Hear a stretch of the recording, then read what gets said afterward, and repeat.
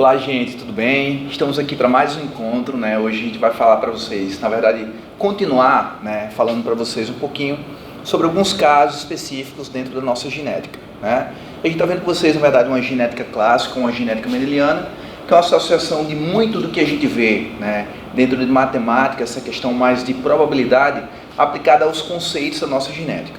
Olha só. A gente hoje vai trabalhar um pouquinho com vocês o que a gente chama de uma interação gênica. Na verdade, a gente tinha finalizado nossa última aula falando sobre isso aqui, né? E o que a gente tinha colocado para vocês? Que a interação gênica, né, ao contrário do que seria, por exemplo, uma pleiotropia, que já teríamos falado para vocês em sala de aula, em que necessariamente eu teria para a gente um par de alelos, e esse par de alelos seriam responsáveis para nós por várias características ao mesmo tempo. A nossa interação gênica vai suportar exatamente ao contrário, em que eu tenho agora, ó, vários pares de alelos. Então aqui, por exemplo, um alelo Azão Azinho, um outro par de alelo Bzão Bzinho, um outro par de alelo Dzão Dzinho, em que esses pares de alelos, em associação, estarão referindo especificamente a uma única característica. Então, agora não é mais um par de alelos, uma característica como a gente via na primeira lei de Mendel. Não é mais dois pares de alelos, duas características como a gente via na segunda lei de Mendel, que poderia ser, na verdade, N pares de alelos para N características. E não é tampouco, né, um par de alelos para várias características como a gente viu na pleiotropia. A interação gênica, nós vamos ter vários pares de alelos para uma única característica. Olha só como é fácil. De maneira mais aplicada para a gente entender essa interação, eu trago para vocês um exemplo, como é o caso das nossas cristas das galinhas, tá? Em que eu vou apresentar dois pares de alelos. Olha aqui, ó, um par de alelos, o Ezão Ezinho, e o outro par de alelos, o Rzão ou o Rzinho, tá? Esses dois pares de alelos associados entre si vão ser responsáveis por uma única característica nossa, ou seja, essas nossas cristas das galinhas, tá? Existem, na verdade, alguns fenótipos relacionados a essas cristas. Que fenótipos seriam esses? O primeiro fenótipo, uma crista com formato, né, que a gente coloca como ervilha. Um outro, uma crista com formato que a gente coloca como rosa, né? Um outro fenótipo, uma crista nós, tá? E por fim, um fenótipo que a gente caracteriza como sendo a nossa crista do tipo simples, tá? Necessariamente, para que indivíduos sejam caracterizados como sendo dotados de uma crista ervilha, eles têm que apresentar o alelo Ezão na ausência de um alelo Rzão. Então, se eu tiver, por exemplo, um indivíduo que seja homozigoto para Ezão, desde que seja uma homozigose dominante, e homozigoto para R, desde que seja uma homozigose recessiva, esse indivíduo para a gente será caracterizado com o fenótipo de uma ervilha, né, como formato de crista. Ou ainda, ó, olha aqui um caso de heterozigose, Ezão, Ezinho. Tem um genótipo heterozigoto? Tenho, mas eu tenho a presença do alelo Ezão? Sim, tenho. Se eu tenho a presença do alelo Ezão, obrigatoriamente para a gente, estarei diante, ó, de um indivíduo com crista ervilha, porque o Ezão está presente na ausência de um Rzão, ou seja, o R para a gente ainda é homozigose do tipo recessivo. É possível também perceber a mesma coisa, né, para a nossa crista do tipo rosa. Na hora que eu tenho aqui, ó, a nossa crista rosa, agora a presença do alelo Rzão na ausência de um alelo Ezão é que faz com que esse meu genótipo venha possibilitar a expressão de um fenótipo como esse. Então, para nós, alelo Rzão na ausência de Ezão faz com que eu tenha um fenótipo rosa. Exemplo, ó, não tem um alelo Ezão, mas tem um alelo Rzão? Sim, tenho, Márcio. Então, se assim é, crista do tipo rosa. A mesma coisa aqui, ó, tem a presença do alelo Rzão? Tem. Ah, mas está em heterozigose, não importa. Teve Rzão na ausência de Ezão para a gente, vamos padronizar também como sendo esse fenótipo, crista rosa, tá? Então, Ezão para ervilha, Rzão para crista rosa. Quando a gente vem apresentar uma crista do tipo nós, significa dizer que eu tanto vou ter o alelo Ezão, quanto eu tenho um alelo Rzão. E aí, para a gente, a quantidade de genótipos que poderiam expressar um fenótipo como esse termina sendo extremamente ampla. Por quê? Eu posso ter indivíduos, ó, duplamente heterozigotos, né? Ezão, Ezinho, Rzão, Rzinho.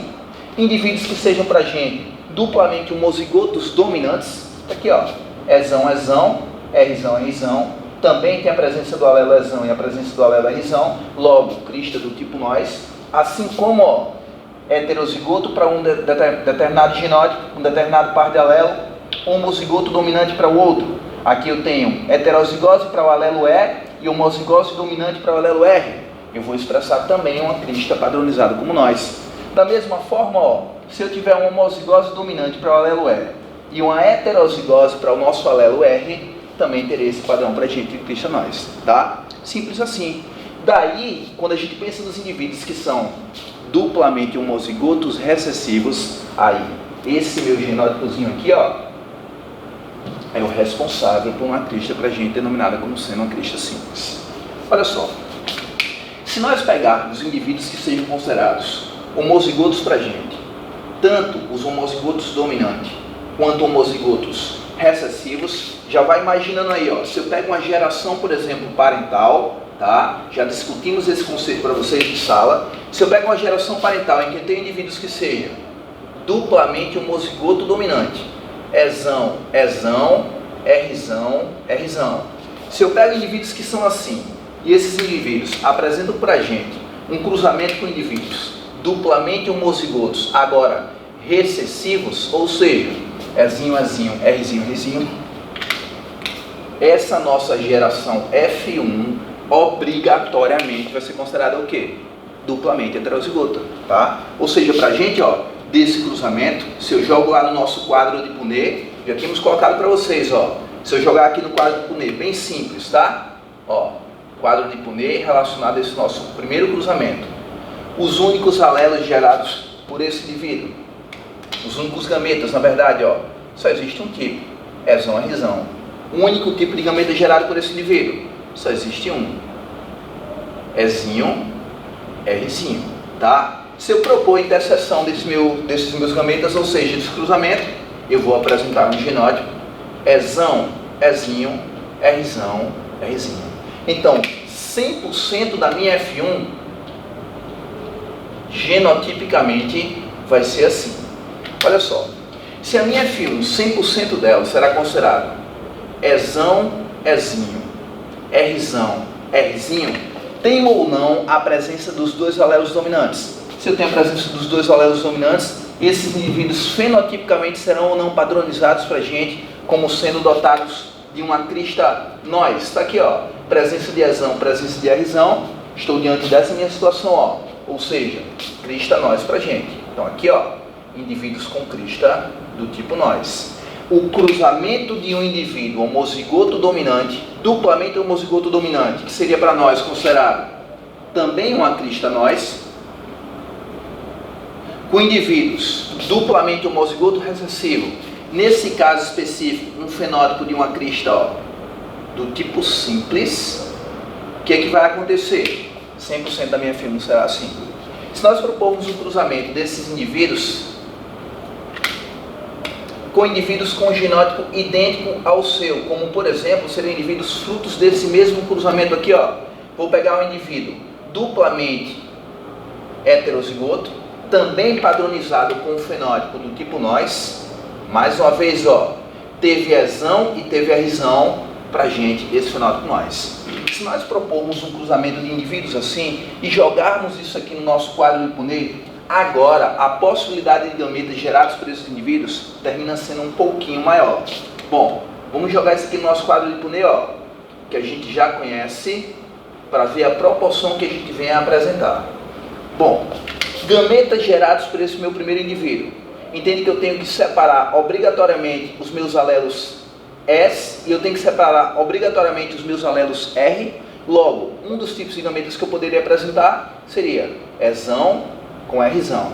Dá uma olhada no caderno, formulação de gametas na nossa segunda lei de Mendel. A gente fez com vocês, tá bom? Então, olha aqui, ó, o Ezão com Rzão, sendo pra gente um gameta. Ezão com Rzão. Olha aqui, ó, uma outra possibilidade de um gameta, um Ezão agora com Rzinho. Tá aqui, ó, o Ezão pra gente com Rzinho. Um outro gameta seria o Ezinho com Rzão. Um outro gameta, então, ó, Ezinho com Rzão, puxar mais aqui para baixo, ó. E por fim, um gameta Ezinho com Rzinho. Ezinho com Rzinho. Ora, se genotipicamente esses meus indivíduos eles são iguais, é óbvio que os gametas que eles vão formular para a gente também serão iguais. Então aqui eu terei, ó, Ezão, Rzão, seria um gameta. Terei Ezão, Rzinho, seria um outro gameta. Terei Ezinho, Rzão, como outro gameta. E Ezinho, Rzinho, como outro gameta. Fazendo a interseção, ou seja, promovendo esse nosso cruzamento, basicamente o que eu teria seria Ezão, Ezão, Rzão, Rzão, um genótipo para a gente. Ezão, Ezão, Rzão, Rzinho, um outro genótipo para nós. Ezão, Ezinho, Rzão, Rzão. Aqui, ó, Ezão, Ezinho, Rzão, Rzinho. Fica fácil, né? Só trabalho braçal, ó. Ezão, Ezão, Rzão, Rzinho. Estou padronizando o alelo dominante na frente do recessivo, tá? Em relação ao R aqui, ó. Aqui eu terei Ezão, Ezão, Rzinho, Rzinho. Aqui eu terei Ezão, Ezinho, Rzão, Rzinho. Aqui eu terei Ezão, Ezinho, Rzinho, Rzinho. Bom, Ezão, Ezinho, Rzão, Rzão. Fácil mais, né? Ezão, Ezinho, Rzão, Rzinho. Já começa a visualizar, gente, fenotipicamente, como esses genótipos eles vão se expressar pra gente, tá bom? Aqui, ó, Ezinho, Ezinho, Rzão, Rzão. Aqui, Ezinho, Ezinho, Rzão, Rzinho. E por fim, Ezão, Ezinho, Rzão, Rzinho. Ezão, Ezinho, Rzinho, Rzinho. Ezinho, Ezinho, Rzão, Rzinho. E Ezinho, Ezinho, Rzinho, Rzinho. Montei o meu quadro de Punnett. O que eu tenho que fazer agora é analisar as nossas proporções fenotípicas. Ó, se eu pegar aqui, pessoal, as nossas proporções fenotípicas, vamos analisar a nossa PF, a nossa proporção fenotípica, tá? Primeiro indivíduo, se tiver Ezão e tiver Rzão, eu já sei que vai ser considerado para a gente do tipo nós. Então aqui, ó, indivíduos nós, para nós. Primeiro indivíduo aqui, ó, nós. Segundo indivíduo, esse teve Ezão e teve Rzão, não importa o resto. Teve um alelo dominante E, teve um alelo dominante R, é nós. A mesma coisa aqui acontecendo, ó. Ezão com Rzão, nós, mais uma vez. Olha aqui, ó. Ezão com Rzão, outro indivíduo classificado como nós pra gente. Ezão com Rzão, mesmo sendo duplamente heterozigoto, ainda terei, ó, esses meus 4 primeiros indivíduos classificados como sendo dotados de um fenótipo de uma crista nós. Olha aqui a mesma coisa acontecendo, ó. Mais um indivíduo nós, teve Ezão, teve Rzão, é nós. Olha aqui, pessoal, esse meu sexto caso, tem um alelo Ezão? Tenho. Mas eu tenho um alelo Rzão? Não, não tenho. Fenotipicamente, eu teria ou não um indivíduo padronizado como ervilha pra gente. Então tá aqui, ó, um indivíduo de uma crista ervilha. Então pra gente, esse indivíduo tem Ezão, mas não tem esse R. Então pra gente, ó, o primeiro indivíduo é a ervilha que saiu. Esse daqui, nós, mais uma vez, ó, mais uma vez o indivíduo nós. Teve Ezão e teve Rzão. Aqui, gente, mais uma vez o indivíduo caracterizado como ervilha, ó, só teve Rzão na ausência de um Rzão. Indivíduo nós de novo. Indivíduo nós mais uma vez.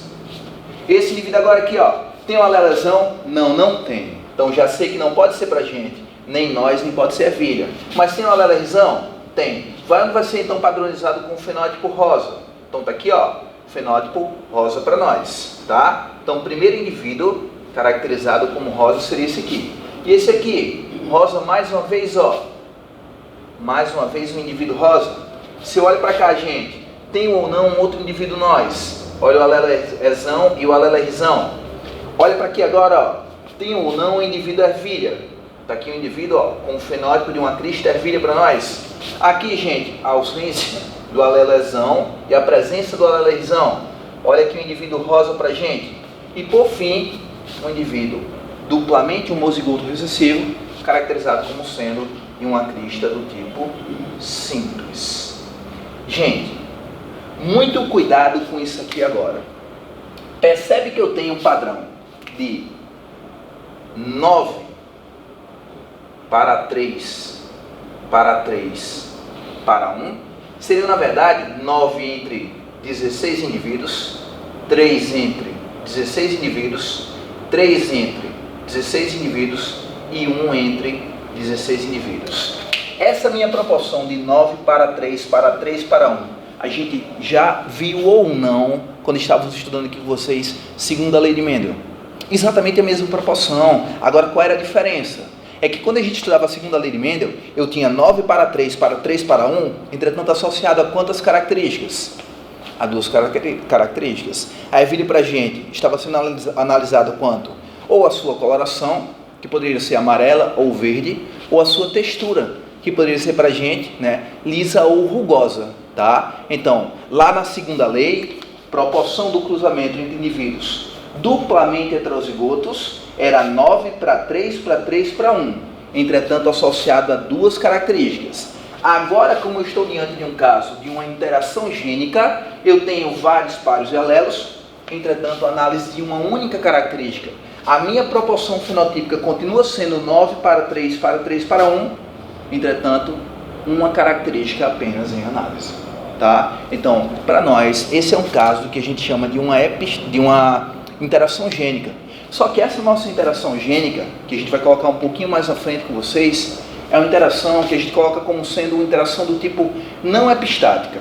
Logo mais a gente vai falar um pouquinho sobre o que seria uma epistasia, e aí eu me volto de novo a esse caso para a gente discutir um pouquinho com vocês, tá bom?